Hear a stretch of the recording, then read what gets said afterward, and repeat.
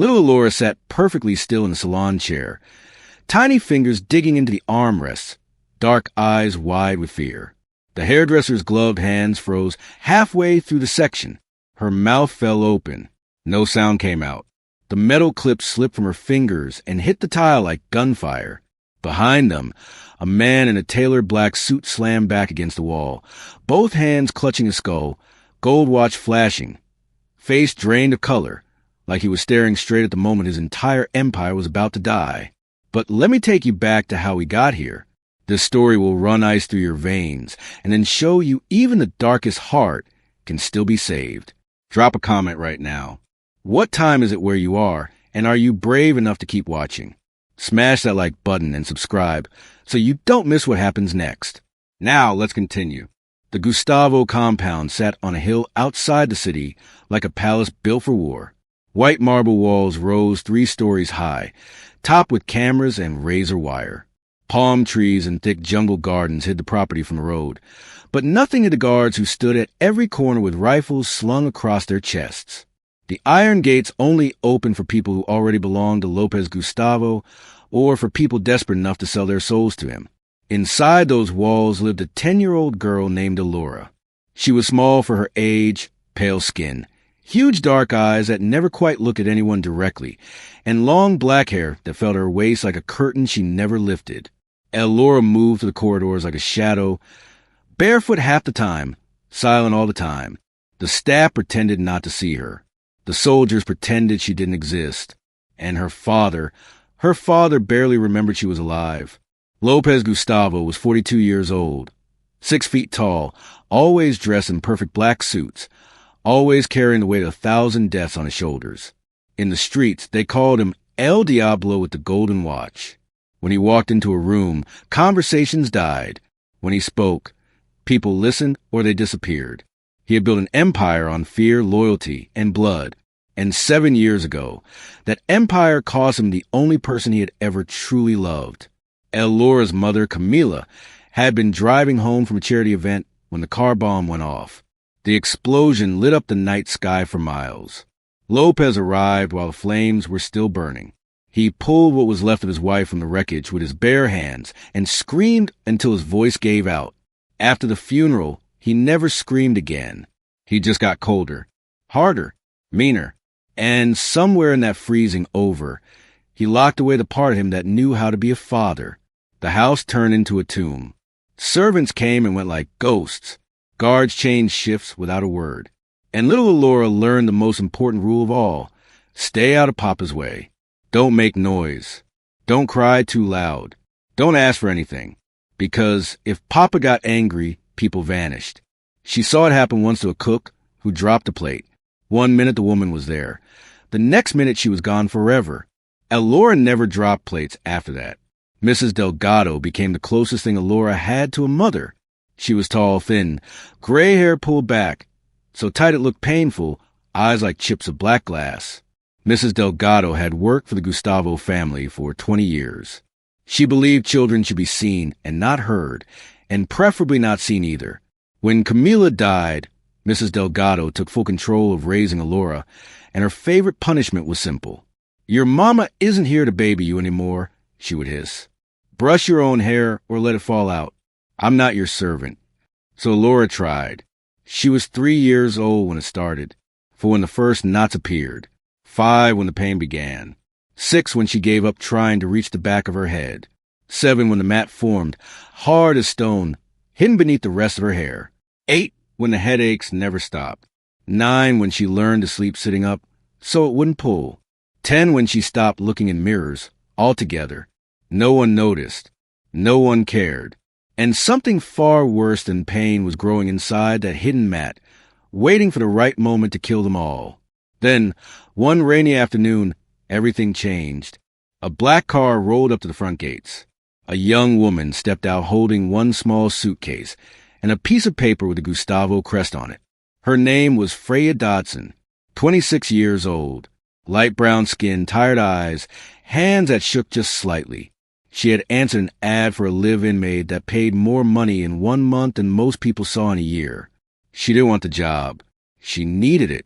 2 weeks earlier, Her 19-year-old brother Leo had vanished off the street. The Vega cartel, Lopez Gustavo's deadliest rivals, had sent her a video. Leo tied to a chair, bleeding, begging. $2 million in 14 days, or they would send him back in pieces. Freya had $43 in her bank account, and no one else to turn to. So she walked to the gates of hell, carrying nothing but hope and terror in equal measure.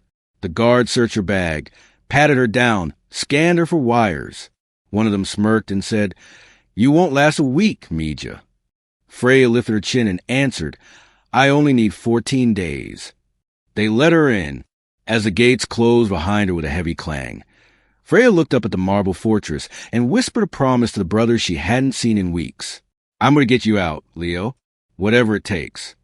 She had no idea that inside these walls waited a little girl who needed saving just as badly, and that together they were about to tear the most dangerous family in the city apart from the inside. And that's only the beginning. The nightmare is just getting started.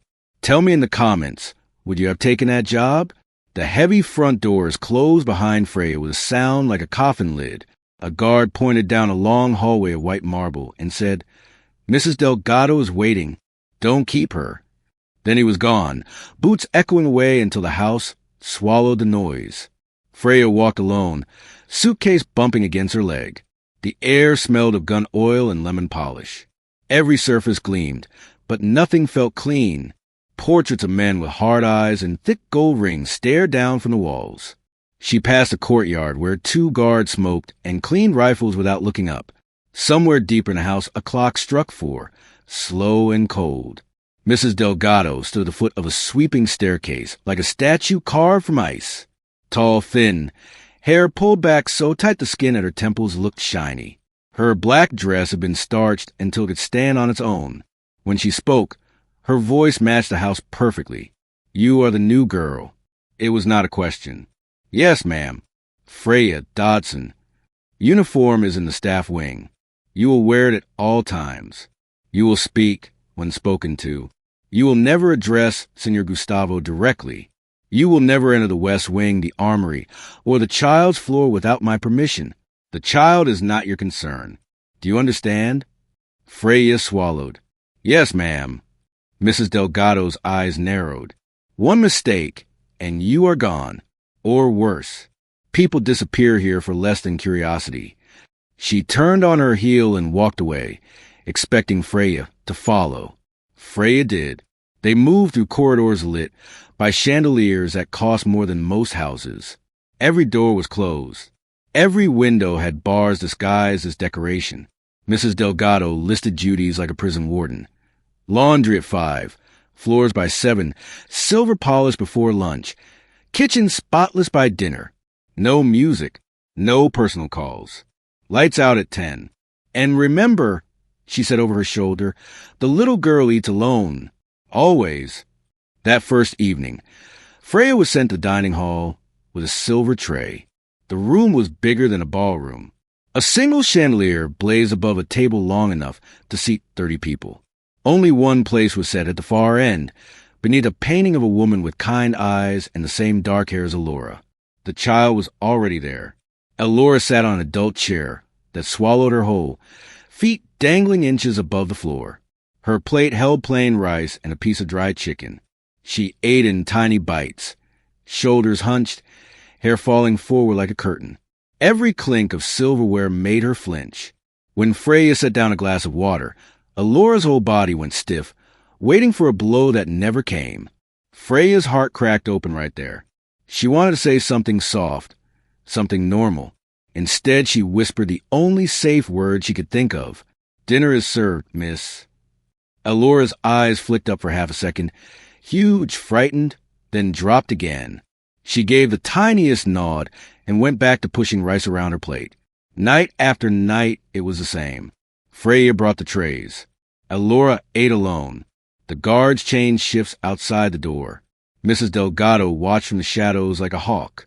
And every night Freya noticed new things. Elora never tied her hair back, not even to eat. Strands fell into her food, and she carefully picked them out with trembling fingers. Sometimes, when she thought no one saw, she pressed both palms to the back of her head and held them there, rocking just a little, as if the pressure eased some secret pain. Once, Freya saw dry blood under one fingernail. Another time she caught the faint smell of infection, sharp and sour, gone the second Elora realized someone was near.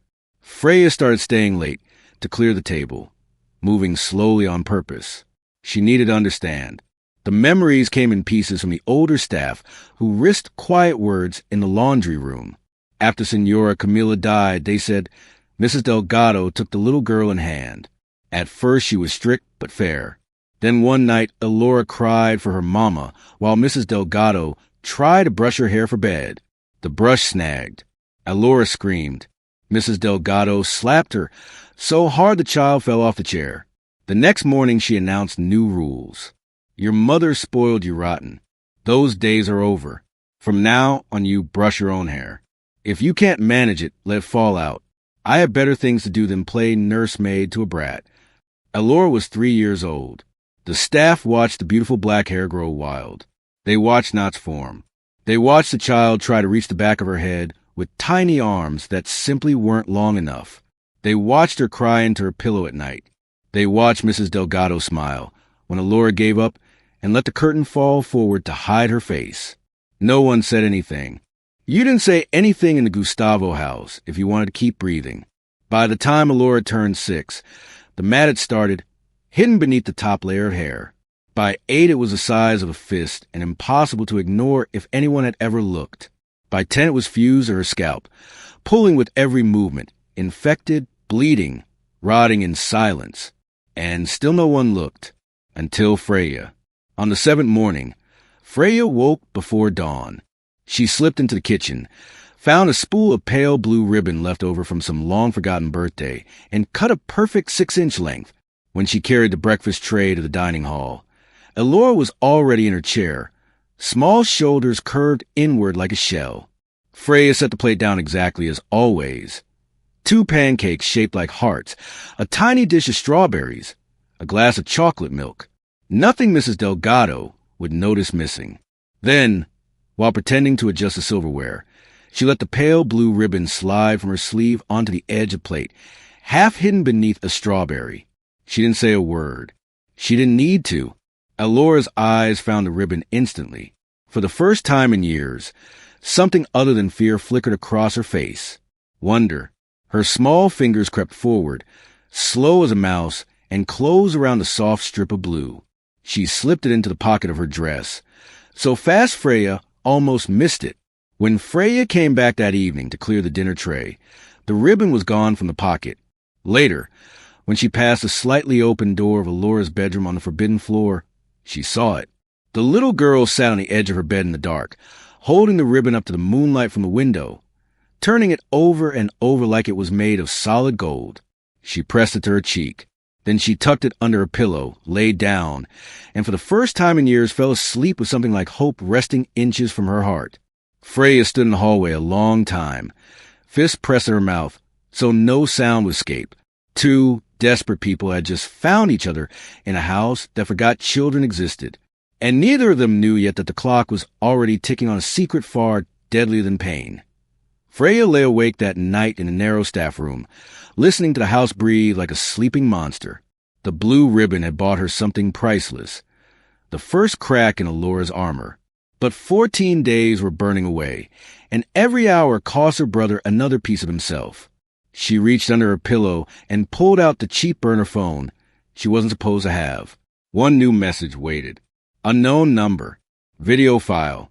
Her hands shook so hard she almost dropped the phone. She pressed play with the volume almost off. Leo filled the screen, tied to the same metal chair she had seen in the first video. His left eye was swollen shut now. Blood crusted his lip. Behind him, a man in a ski mask held up today's newspaper so she could see the date. Then the camera moved closer. 11 days, Freya, the masked voice said. 2 million. Or we start mailing you the parts we don't need for proof of life. Leo tried to speak. The only sound that came out was a broken sob. Fry, please.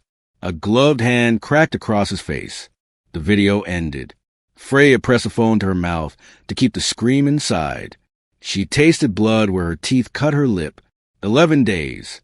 She had earned maybe 40,000 cleaning this fortress so far, and Mrs. Delgado paid only at the end of the month. She needed a miracle. Across the compound, in the east wing, no servant ever entered. Lopez Gustavo sat alone at a long table covered in maps and photographs. A wooden box the size of a ring case rested in front of him. His lieutenant, Victor, stood at a safe distance. "Open it," Lopez said quietly. Victor lifted the lid. Inside, on black velvet, lay a human finger. Adult. Male. The nail painted with a tiny blue stripe.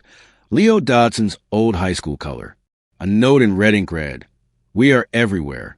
Lopez stared at the finger for a long time. When he spoke, his voice was soft as a blade sliding from its sheath. "The Vegas think they can play in my house." He closed the box. "Find the brother. Bring him to me alive. Then we send them something they will never forget." Victor nodded and left without a sound. Neither man knew the brother's sister was sleeping 50 yards away under their own roof. Freya started breaking rules the very next morning. She stole extra fruit from the kitchen and slipped it onto Elora's breakfast plate when Mrs. Delgado wasn't looking. A whole banana one day, 3 strawberries the next. She left tiny drawings on the backs of napkins. A rabbit wearing a crown, a boat with blue sails, a girl with long hair flying a kite. Elora began eating every bite. The drawings disappeared into the same pocket that once held the ribbon. At night, after Mrs. Delgado did her final rounds, Freya crept to the forbidden 3rd floor. She sat on the cold marble outside Elora's door and read aloud from a worn copy of The Little Prince she had carried in her suitcase. She kept her voice barely above a whisper, just loud enough to travel under the door. On any voit bien tu avec le cœur. Inside, Elora pressed her ear to the wood and listened. Some nights she whispered back a single word. Again! One evening, Freya grew brave. She waited until the hallway was empty, then slipped inside the bedroom for the first time. Moonlight spilled through barred windows onto a bed big enough for 4 adults. Elora sat in the middle, hugging her knees, eyes huge in the dark. "I brought you something," Freya said softly. She held out a small chocolate, wrapped in gold foil. Elora stared at it like it might explode. Then she reached out and took it with both hands. "Thank you," she breathed. It was the first full sentence Freya had ever heard from her. They sat together on the edge of the bed.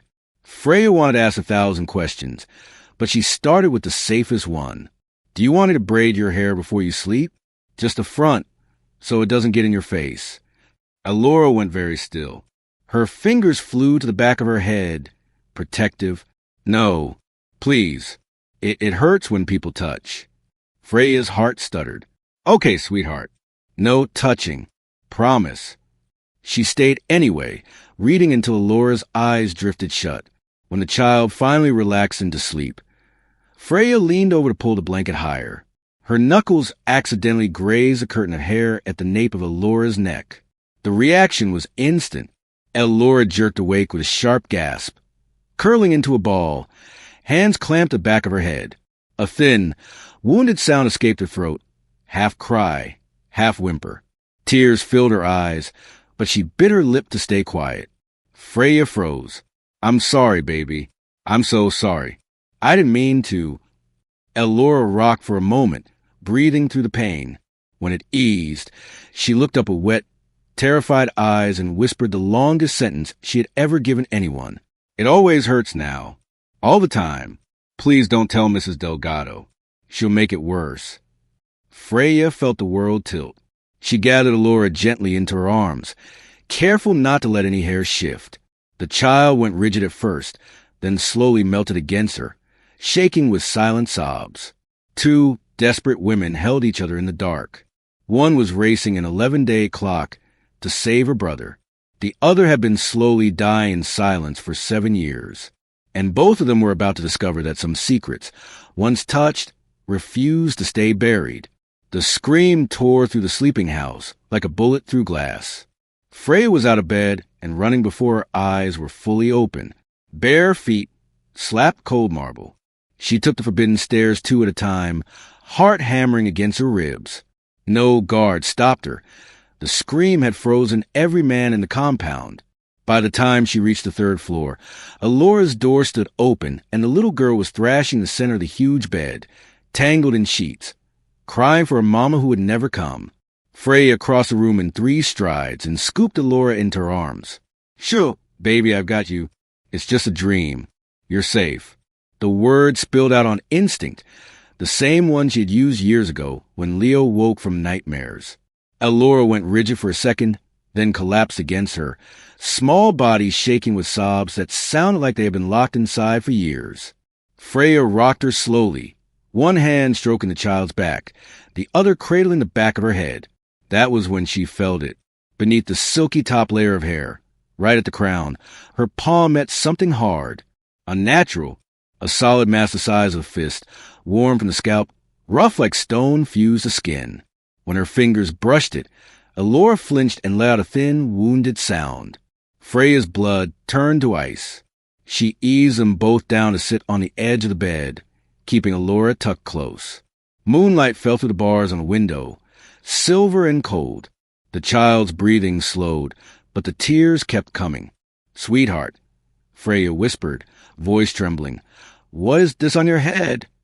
Elora tried to pull away, shaking her head frantically. "Please don't tell Papa. Please." Mrs. Delgado said if I ever complained again, she would make it worse.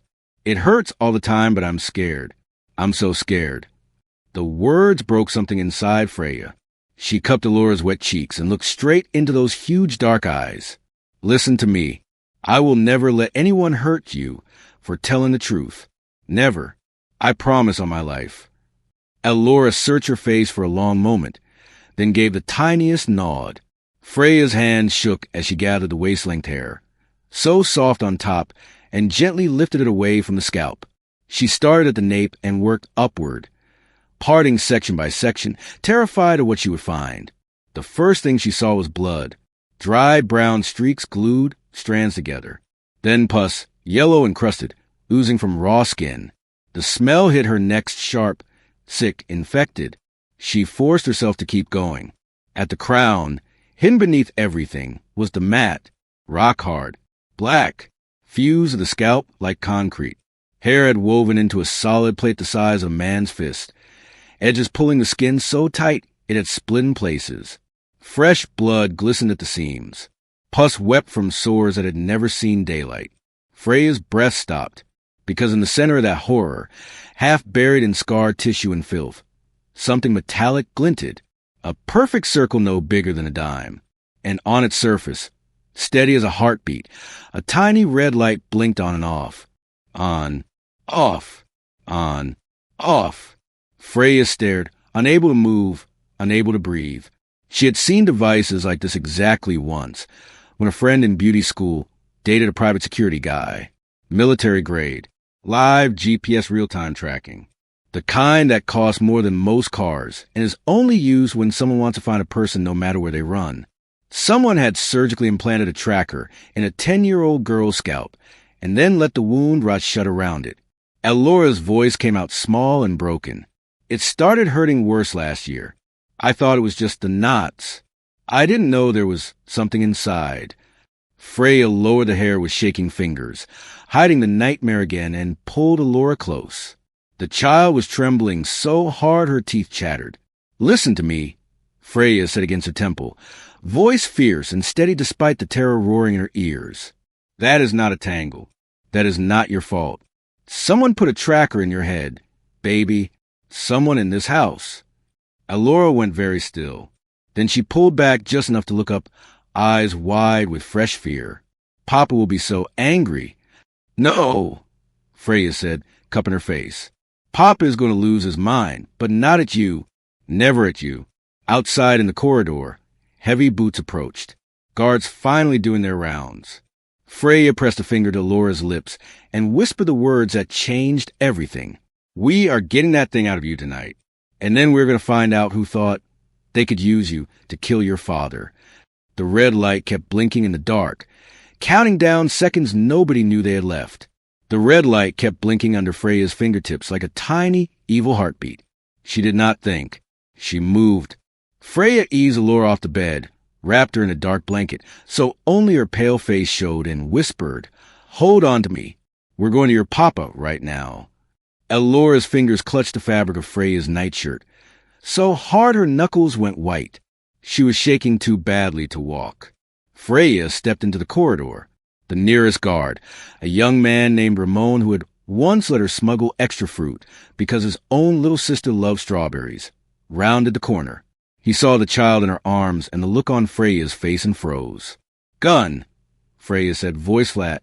"Now, or I scream, and every man in this house learns what's been living in the boss's daughter." Ramon's eyes flicked to Elora, then back to Freya. He pulled his sidearm from a holster and handed it over grip first, without a word. Freya tucked it into her waistband, shifted Elora higher against her hip, and started walking. They moved fast, down the forbidden staircase, past the marble statues that stare with blind stone eyes, through corridors lit only by red security bulbs. Guard saw the gun, saw the child, and stepped aside. No one dared raise an alarm. The house itself seemed to hold its breath. At the end of the east wing stood two massive wooden doors guarded by Victor, Lopez's right hand. Victor took one look at Freya marching toward him with a pistol in one hand and Elora in the other and reached for his own weapon. "Move," Freya said, "or shoot me and explain to your boss later why his daughter is bleeding on the floor." Victor hesitated half a second, then pushed the doors open. The war room was thick with cigar smoke and tension. 8 men sat around a long table covered in maps, burner phones, and photographs of dead rivals.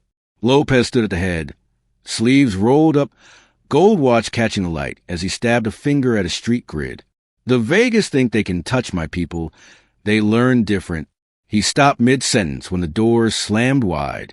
Every man reached for a gun. Freya stepped inside, Elora clinging to her like a terrified koala. She did not slow down until she stood at the edge of the table, directly beneath the harsh overhead light.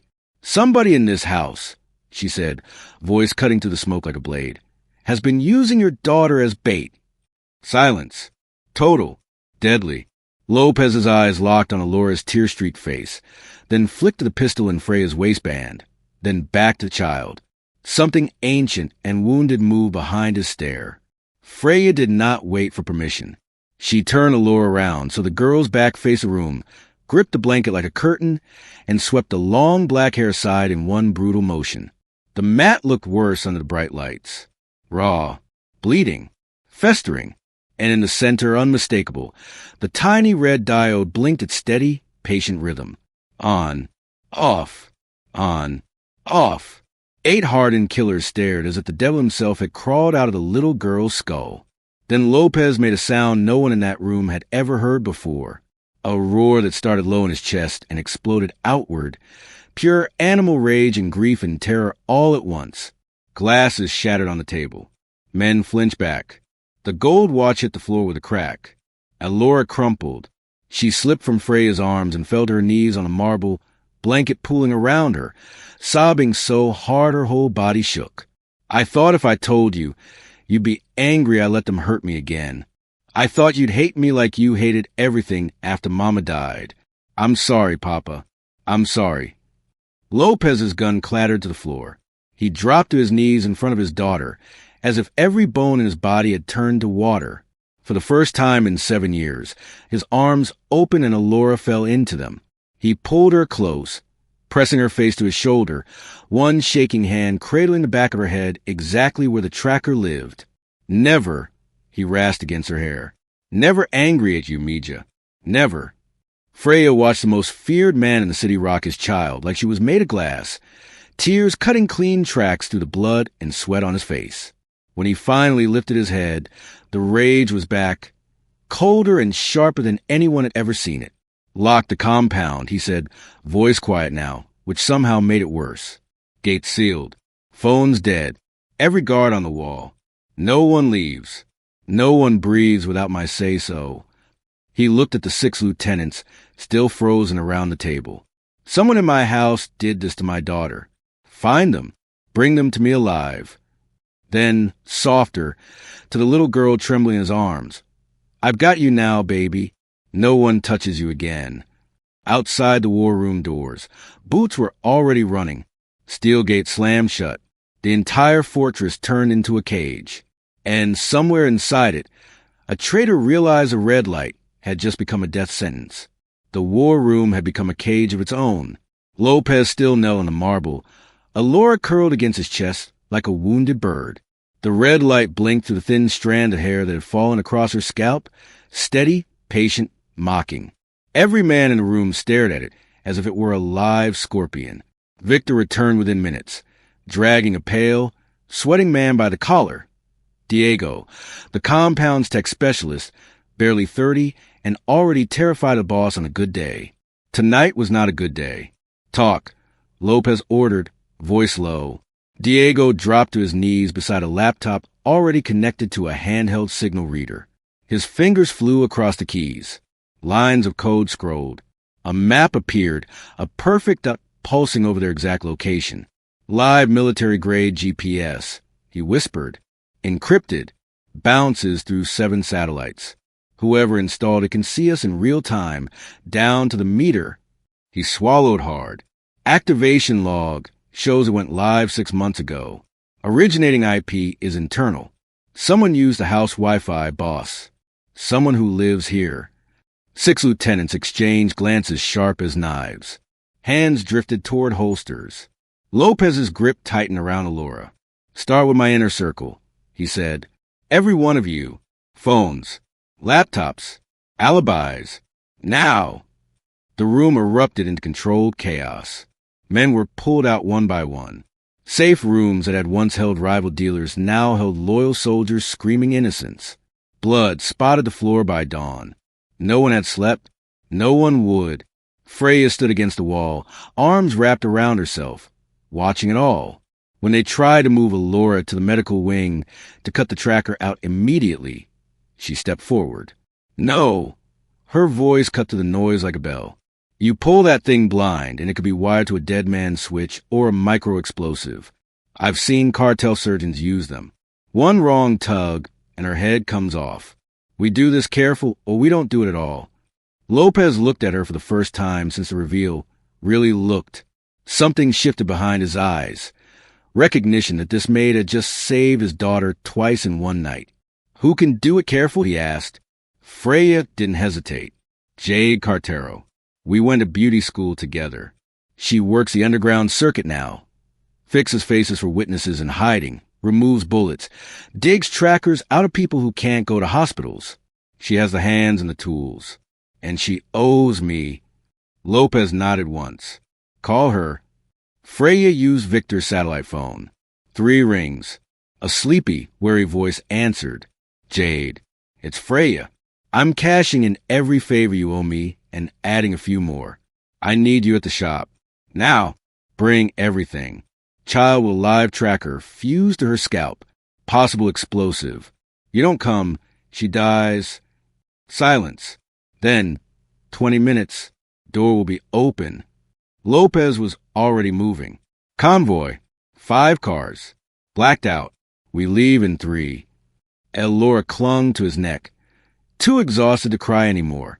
Freya wrapped the blanket tighter around the girl's head to hide the blinking light from prying eyes.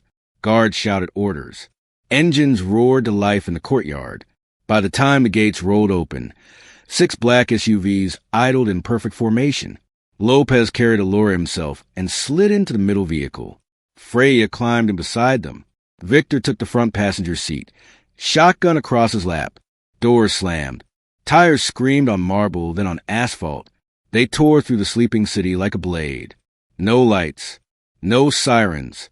Just a low growl of powerful engines and a faint, terrible pulse of the red diode hidden beneath a little girl's hair. Streetlights blurred past. The convoy ran red lights, took corners hard enough to lift tires off the ground. 20 minutes felt like 20 hours.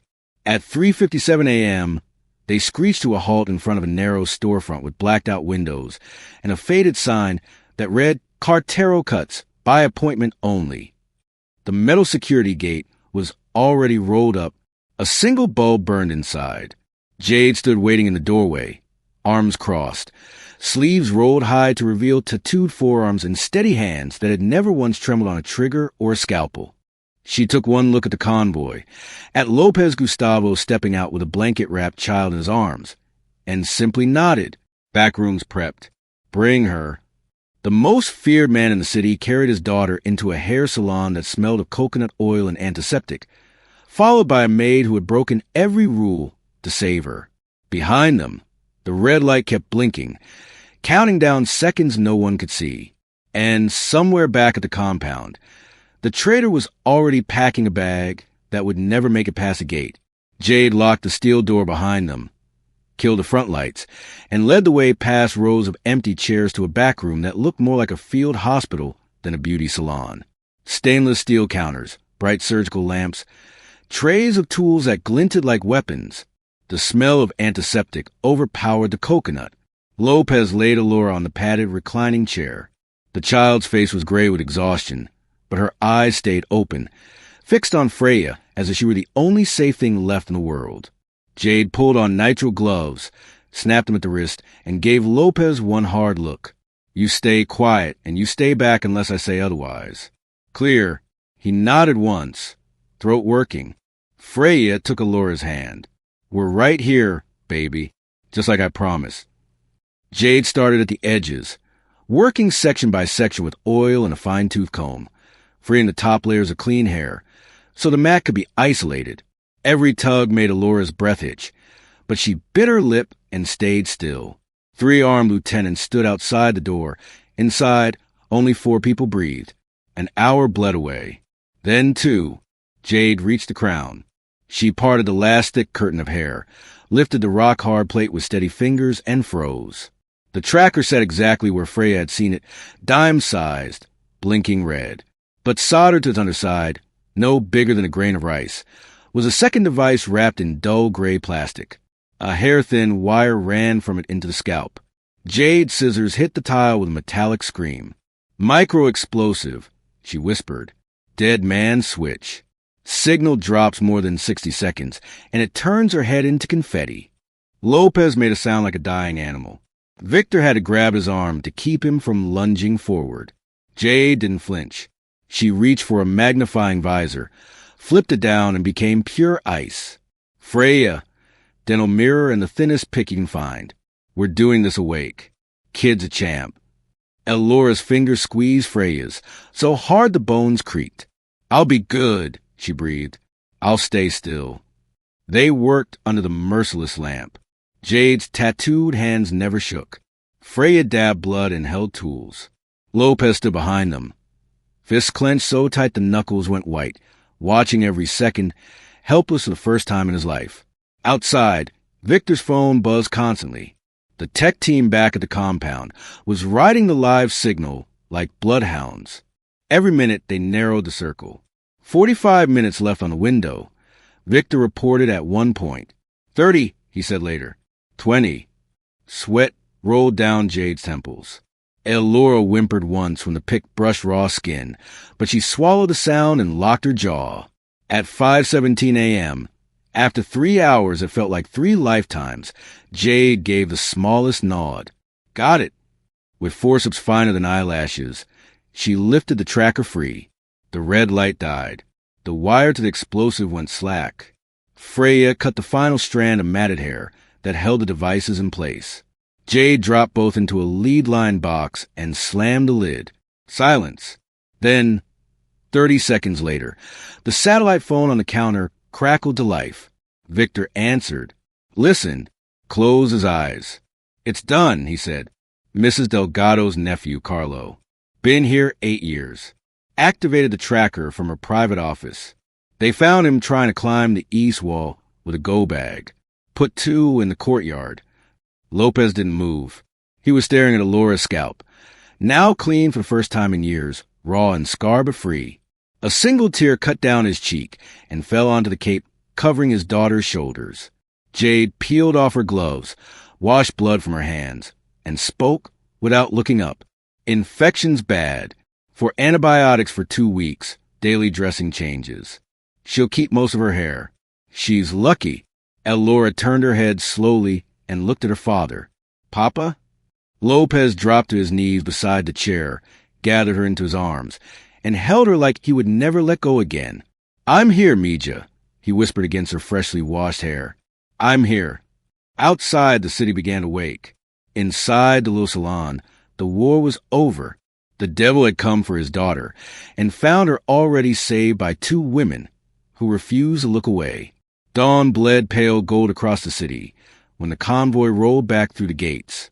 Lopez stepped out of the lead SUV carrying Elora in his arms. She was wrapped in Jade's softest cape, head bandaged, finally asleep from the painkillers and sheer exhaustion. The guards who lined the courtyard dropped to one knee as he passed, rifles lowered, eyes on the ground. They had heard the gunfire at 517. They knew what it meant. Lopez did not stop until he reached Elora's bedroom. He laid her down on fresh sheets someone had changed while they were gone, pulled the covers to her chin, and sat on the edge of the bed, watching her breathe. Freya stood in the doorway, barefoot, blood still under her fingernails, too tired to move. Mrs. Delgado was already gone. No one saw her leave. No one ever would. By the time the sun cleared the walls, her rooms were empty, closets stripped, every trace erased. A single black feather lay on her desk, the old signal that a problem had been handled permanently. Lopez never asked where the body went. Some questions have only one answer. The purge began at noon and lasted 7 days. Men who had served him for decades were dragged from their homes. Anyone who had ever looked away when Elora flinched.